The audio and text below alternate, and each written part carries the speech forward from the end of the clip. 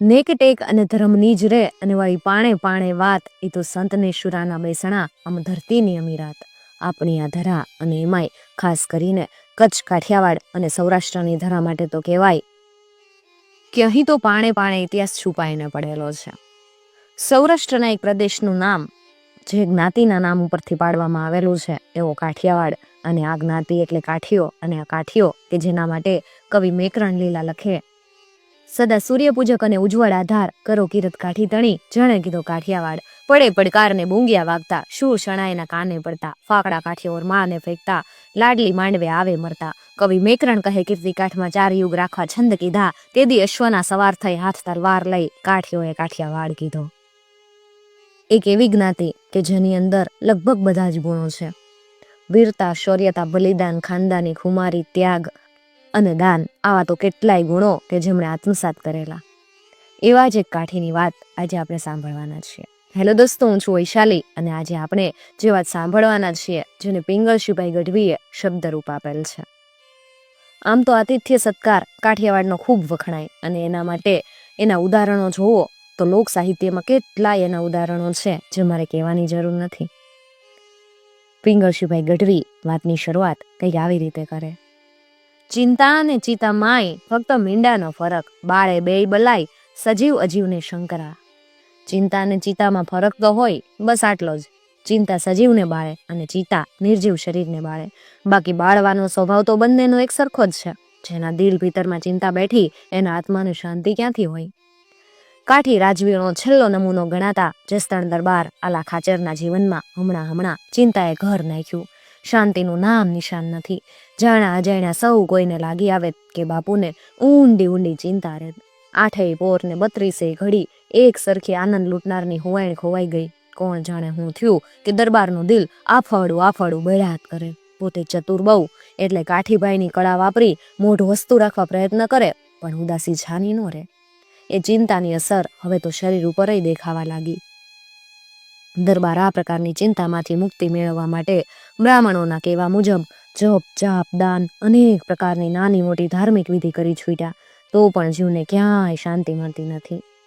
છેવટે એમ થયું કે કોઈ જોગી મહાત્માની કૃપા થાય અને એમનો આશીર્વાદ મળી જાય તો આ જીવને શાંતિ મળે.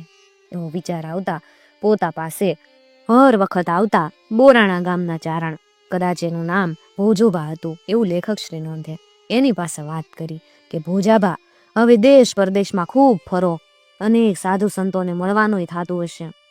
તમે ચારણ એટલે માણસ પરખવાની તો કુદરતી શક્તિ હોય જ તે. તમને કોઈ સુપાત્ર સાધુ જોવા મળે તો આ બાજુ તેડી લાવવા મારી ખાસ ભલામણ છે. એવા મહાપુરુષના દર્શન તો ત્રિવિધના તાપ હરી અને આત્માને પરમ શાંતિ આપે. મને એવા સંતના દર્શન કરવાની તીવ્ર ઈચ્છા થઈ. ભોજાબા ભક્તિપરાયણ અને વાતડાયા માણસ. એમ રામાયણ પણ ખૂબ સારી રીતે વાંચતા. દરબારની સાથે લેણા દેણી પણ સારી હતી. પોતે ઘોડાના મોટા વેપારી એટલે એમને દેશ પરદેશમાં જવાનું ખૂબ થતું. કાઠિયાવાડમાંથી હારામાં હારા ઘોડાની ખરીદી કરી અને ઠેઠ રાજસ્થાનમાં મેવાડ, માળવા, બુંદી, કોટા વગેરે અનેક ઠેકાણે વેચવા જતા. એથી દરેક રજવાડાના જાણીતા અને માનીતા એ માણસ દર વર્ષે એકાદ નાની મોટી યાત્રા કરવા પણ જતા. એથી અનેક સાધુના પરિચયમાં હતા.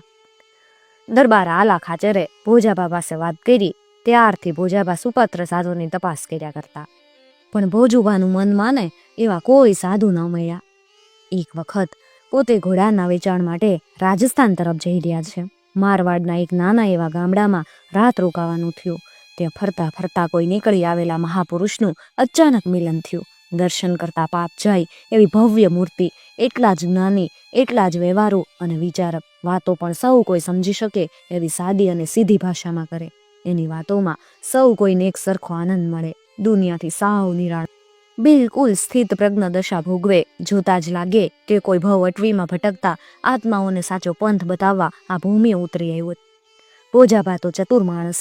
જોતા જ અણમૂલા રતનને પારખી લીધું. રાત આખી જ્ઞાન ચર્ચા અને ભજન ભાવ કરીને જેટલો આનંદ લૂંટાય એટલો લૂંટ્યો.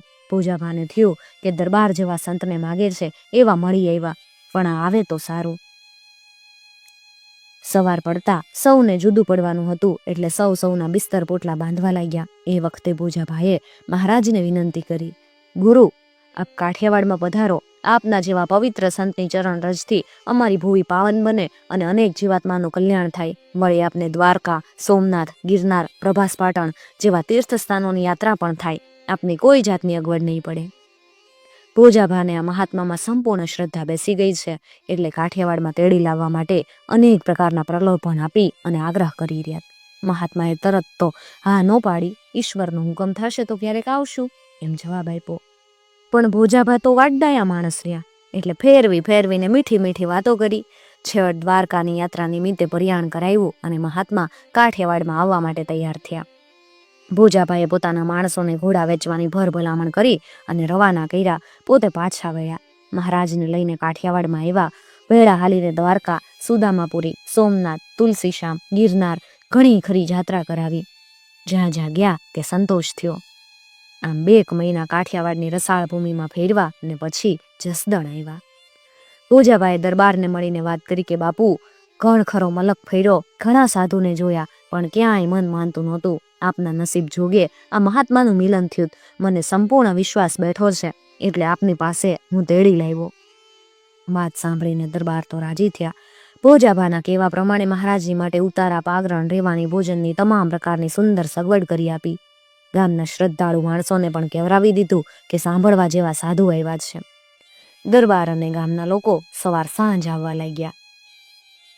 મહારાજની પાસે જુદા જુદા વિષય ઉપર ચર્ચા કરે. ક્યારેક ધાર્મિક, ક્યારેક વ્યવહારિક વાતો કરે. માણસ માતર બેઠા બેઠા સાંભળ્યા જ કરે. એમની વાત કરવાની શૈલી અને એટલી જ જીભમાં મીઠાશ. કામકાજમાંથી જરાક નવરા પડતા મહાત્મા પાસે જવાની તાલાવેલી લાગે. દરબાર આલા ખાચરને પણ શ્રદ્ધા બંધાઈ ગઈ. મહાત્માની વાતો સાંભળતા કોઈ નિષ્ણાંત વૈદ દર્દનું નિદાન કરીને એને અનુરૂપ દવા આપીને દર્દ મટાડી દે એમ દરબારની માનસિક ચિંતા ભૂલાવા લાગી. 2 મહિના જ્ઞાન ચર્ચા કરીને મહારાજે એક દિવસ વિદાય માગી. દરબારે આગ્રહ કરીને કીધું, મહારાજ, આપને તો હવે અહીંયા જસદણમાં જ રહેવાનું છે. આપ જેવા પવિત્ર સંત અહીંયા નિવાસ કરો તો અમારા આહો ભાગ્ય કહેવાય ને. આપને બીજે ક્યાંય નથી જવાનું. આપને આશ્રમ બાંધવાની કે એવી કોઈ ઈચ્છા હોય તો વાત કરો, એટલે બંધાવી આપું. મહારાજ કે, દરબાર, સાધુ તો ફરતા ભલા, એમને આગ્રહ કરવાનો હોય જ નહીં. એમની ઈચ્છા મુજબ રોકાય અને એમની ઈચ્છા થાય ત્યારે રસ્તે પડે. અમારા અને તમારા પંથ જુદા. મને તો શું, કોઈ પણ સાધુને રોકાવાનો આગ્રહ કરવો નહીં. દરબારને મહારાજ પ્રત્યે ખૂબ ભક્તિ છે, એટલે ફરીને આગ્રહ કર્યો, પણ મહારાજ રોકાયા નહીં અને વિદાય લીધી. દરબાર અને ગામના માણસો વળાવવા હાલ્યા. મહાત્માએ બધાને આશીર્વાદ આપીને રોકાઈ જવા કીધું. ગ્રામજનો અને દરબાર લાગણીવશ બનીને સાથે ચાલ્યા. સીમાડા સુધી આવ્યા એટલે વળી મહાત્માએ બધાને સમજાવીને રોકાઈ જવાનું કીધું. ગામના માણસો રોકાઈ ગયા ને મહારાજ હાલતા થયા. તે દરબાર આલા ખાચર મહારાજની સાથે એકલા હાલ્યા. મહારાજને થયું કે દરબારને કંઈક વાત કરવાની હોય કે કંઈક ઈચ્છા હોય એમ લાગ્યું, એટલે મહારાજ થોડુંક ચાલીને ઊભા રહી ગયા અને દરબારને કહે, દરબાર, હવે આપને સાથે આવવાનું નથી. ગમે એટલે સુધી સાથ પુરાવશો તો પણ જુદું તો પડવાનું જ છે, માટે આપ પાછા વળી જાઓ. દરબારે કીધું, મહારાજ, પાછો વળીને ક્યાં જાઉં? જીવને ક્યાંય શાંતિ નથી. કોઈ માર્ગ બતાવું કે મારે કેમનું જવું? હું બનતું બધું કરી છૂટ્યો, પણ કાંઈ વળ્યું નહીં. આપ રોકાયાને સારી સારી વાતો કરી. એટલા દિવસ ઠીક રહ્યું, એટલે માની લીધું કે અંતરની વાત કરવાનું ઠેકાણું મળી ગયું ને મારા દુઃખનો અંત આવી ગયો. પણ તમે તો આવ્યા એવા પાછા હાલી નીકળ્યા ને મારા મનની મનમાં રહી જાય. મારે આપને એક વાત કહેવાની છે. ગમે એ કારણ હોય, પણ મારા દિલમાં દિવસ ને રાત ચિંતાની ભઠ્ઠી હળગેત. ઓલવવાનો કોઈ ઉપાય ખરો?